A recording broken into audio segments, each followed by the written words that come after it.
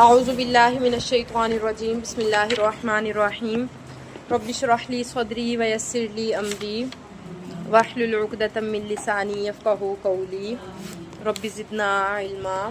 رب زدنا علما رب زدنا علما رب یسر ولا تعسر وتمم بالخیر اللہم فقہنا فی الدین ولا تأکلوا اور نہ تم کھاؤ اموالکم ایک دوسرے کے مال بینکم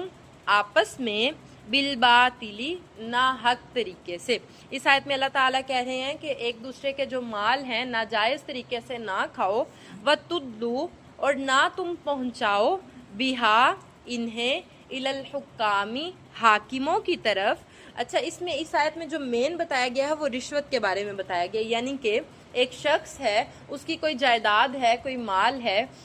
اب وہ جیسے ایک بچہ ہے، اس کے والدین فوت ہو جاتے ہیں، اس بچے کے نام کوئی زمین ہوتی ہے، اب کوئی سرپرست اس کا بن جاتا ہے، اور جب وہ بچہ بڑا ہوتا ہے اب سرپرست جو بنا ہے اس کو چاہیے کہ وہ اس کی جائیداد اس کو واپس کر دے۔ لیکن یہ ایگزامپل آپ کو دے رہی ہوں، لیکن کیا ہوتا ہے کہ جب وہ بچہ بڑا ہوتا ہے اب اس بچے کے پاس تو کوئی ثبوت نہیں ہے، اس کے پاس کچھ نہیں ہے، وہ جس نے اس کی سرپرستی کی سارا کچھ اسی کے پاس ہے، اب اس کے دل میں ایک کھوٹ آ جاتی ہے کہ یہ مال جو اس کی جائیداد ہے میں ہڑپ کر لوں، تو پھر وہ کیا کرتا ہے کہ اب عدالت کے تھرو، حاکم کے تھرو، وہ اب اس نے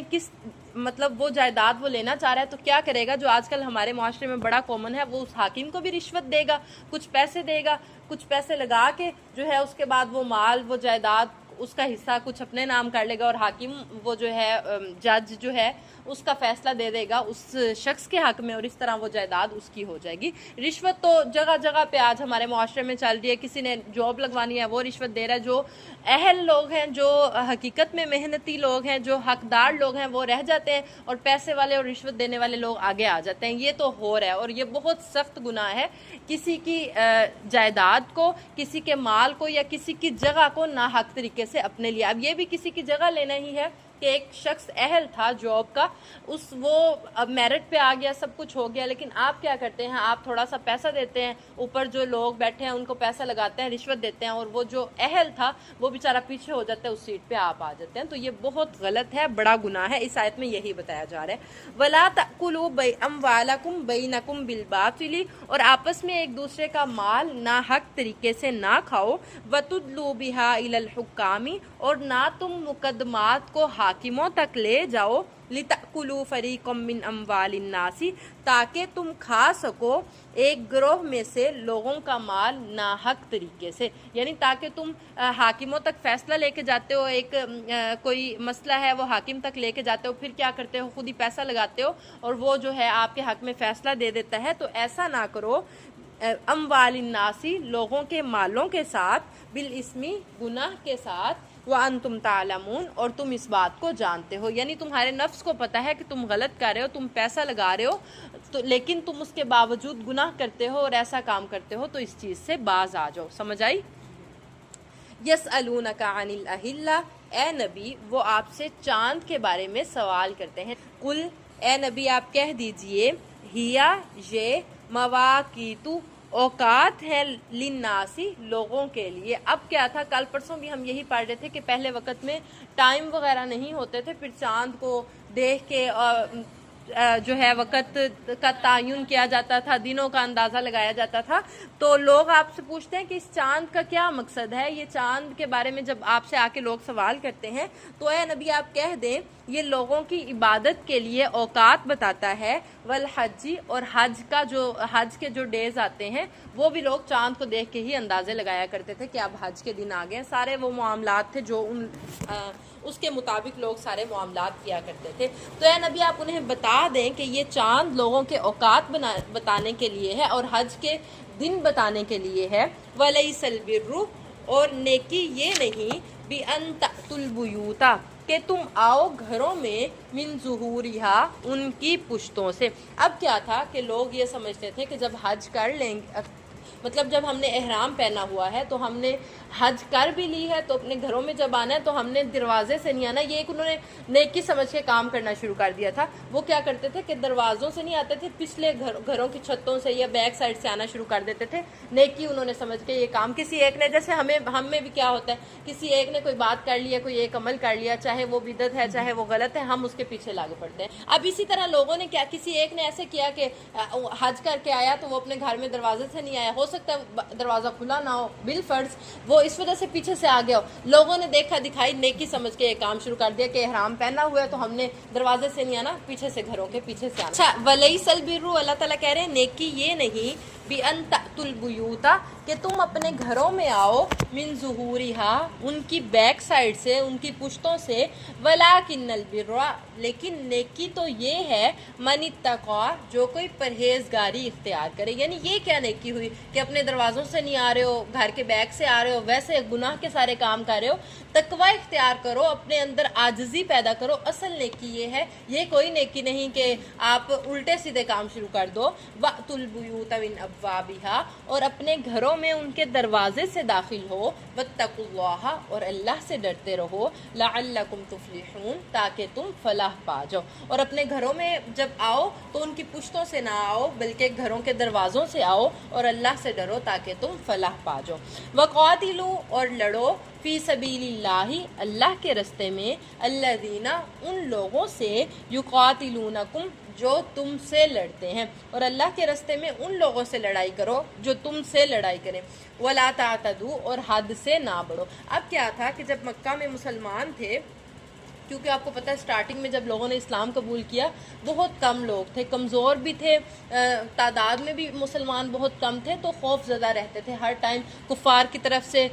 شر کا ڈر ہوتا تھا, لڑائی اور فساد کا ڈر ہوتا تھا. تو مسلمانوں کو پھر یہ حکم دیا گیا کہ آپ نے خود کسی سے پہلے جنگ نہیں کرنی, کسی سے پہلے لڑائی نہیں کرنی. ہاں, اگر کوئی آپ سے لڑائی کرے تو پھر آپ نے بھی نہیں رکنا, پھر آپ نے بھی لڑائی کرنی ہے. اگر کفار لڑائی میں پہل کریں تو پھر آپ نے بھی لڑنا ہے. اس آیت میں یہی کہا جا رہا ہے. وَقَاتِلُوا فِي سَبِيلِ اللَّهِ الَّذِينَ يُقَاتِلُونَكُمْ, اور ان لوگوں سے لڑو جو تم سے لڑیں. وَلَا تَعْتَدُوا, اور حد سے نہ بڑھو. حد سے بڑھنے سے کیا مراد ہے کہ درخت جلا دینا. لوگ کیا کرتے تھے جب لڑائیاں ہوتی, جا کے درختوں کو جلانا شروع کر دیا, جانوروں کو مارنا شروع کر دیا. تو اللہ کے نبی جب بھی مسلمانوں کو جنگ کے لیے بھیجتے تھے تو یہ نصیحت کر کے بھیجتے تھے کہ بے جا آپ لوگوں نے درخت نہیں جلانے, یعنی کہ لڑائی کو زیادہ طول نہیں دینا, زیادہ بڑھانا نہیں. اور اگر کوئی مصلحت ہو تو یعنی ایک سانپ ہے, اس کو آپ مصلحت کے تحت مار سکتے ہیں, اس کے ڈسنے کا ہوتا ہے خطرہ. اسی طرح کوئی جانور مصلحت کے تحت مارنا پڑے تو مارے, نہیں تو جانوروں کو بھی بلا وجہ آپ نے نہیں مارنا. تو اللہ تعالیٰ کہہ رہے ہیں کہ لڑو ان لوگوں سے جو تم سے لڑائی کرتے ہیں, لیکن حد سے نہ بڑھو. ان اللہ لا يحب المعتدین, کیونکہ اللہ تعالیٰ حد سے بڑھنے والوں کو پسند نہیں کرتا. وَقُتُلُوهُمْ, اور تم ان سے لڑو, حَيْثُ ثَقِفْتُمُوهُمْ, جہاں تم انہیں پاؤ. پہلے یہ حکم تھا کہ کفار سے آپ نے لڑائی میں پہل نہیں کرنی, کیونکہ آپ لوگ ایمان کم لوگ ہیں, کفار کی تعداد بہت زیادہ ہے, اس طرح آپ لوگوں کو وہ قتل کر دیں گے, مار دیں گے. لیکن پھر جب مسلمان تعداد میں تھوڑے سے زیادہ ہو گئے تو اللہ تعالیٰ نے حکم دے دیا کہ اب آپ خود نکل کے کفار سے جہاد کرنے جائیں, کیونکہ جہاد کرنی تھی, لوگوں کو اس رستے پہ لانا تھا. تو پھر اللہ تعالیٰ نے حکم دے دیا وَقُتُلُوهُمْ حَيْثُ ثَقِفْتُمُوهُمْ, کہ جہاں تم ان کفار کو پاؤ ان سے لڑائی کرو. وَأَخْرِجُوهُمْ, اور انہیں نکالو, مِنْ حَيْثُ أَخْرَجُوكُمْ, جہاں سے انہوں نے تمہیں نکالا. اب کیا تھا کہ جو کفار تھے جب مکہ میں مسلمان رہتے تھے تو انہوں نے مکہ سے مسلمانوں کو نکال دیا تھا. تو جب مسلمان تعداد میں زیادہ ہو گئے تو اللہ تعالیٰ نے حکم دے دیا کہ جیسے انہوں نے آپ کو نکالا ہے اب آپ بھی ان سے جنگ کریں, جہاد کریں, اور انہیں بھی نکالیں مکہ سے. وَالْفِتْنَةُ أَشَدُّ مِنَ الْقَتْلِ, اور فتنہ قتل سے زیادہ سخت ہے. قتل ہوا, ایک بندے نے قتل کیا, یا ہم نے وہ قصاص والے ٹاپک میں بھی پڑھا تھا, قتل ایک نے کیا, اگر سزا لاگو کر دی جائے دوسرے کو قتل کر دیا گیا, ہر کوئی خوف سے اس چیز سے باز رہے گا کہ ہم نے دوبارہ قتل نہیں کرنا. لیکن کیا ہوتا تھا کہ جب ایک قتل کے بدلے قتل نہیں ہوتا تھا، پھر ہزاروں قتل ہو جاتے تھے اور اصل فساد کی جڑ نہیں ملتی تھی، اور پھر اصل قتل نہیں ہوتا تھا تو وہ لڑائیاں بڑھتی ہی جاتی تھی۔ اب اس آیت میں کیا کہا جا رہا ہے؟ وَالْفِتْنَةُ أَشَدُّ مِنَ الْقَتْلِ، ادھر فتنے سے مراد ہے شرک کا فتنہ، کفر کا فتنہ، کیونکہ جو کافر تھے، جو مشرک لوگ تھے، وہ ہر ٹائم یہی چاہتے تھے کہ لڑائیاں فساد ہوتے رہیں، لوگوں سے جنگ و جدل ہم کرتے ہی رہیں۔ تو اللہ تعالیٰ نے کہا کہ آپ انہیں جہاں پائیں ان سے لڑائی کریں اور انہیں بھی نکال دیں جیسے انہوں نے آپ کو نکالا تھا، اور فتنہ قتل سے زیادہ سخت ہے۔ وَلَا تُقَاتِلُوهُمْ عِنْدَ الْمَسْجِدِ الْحَرَامِ، اور آپ ان سے مسجد حرام کے پاس نہ لڑیں۔ مسجد حرام کی حرمت ہے کہ ایک افضل جگہ ہے، اللہ تعالیٰ کا گھر ہے، ادھر آپ نے لڑائی نہیں کرنی۔ حَتَّى يُقَاتِلُوكُمْ فِيهِ، یہاں تک کہ وہ آپ سے لڑائی کریں۔ اچھا، سبق بڑا آسان ہے، لفظ وہی رپیٹ ہو رہے ہیں، صرف سمجھنا ہے۔ اللہ تعالیٰ کہہ رہے ہیں آپ نے ان کفار سے، مشرکوں سے مسجد حرام کے پاس نہیں لڑنا، ہاں البتہ اگر وہ لڑائی میں پہل کرتے ہیں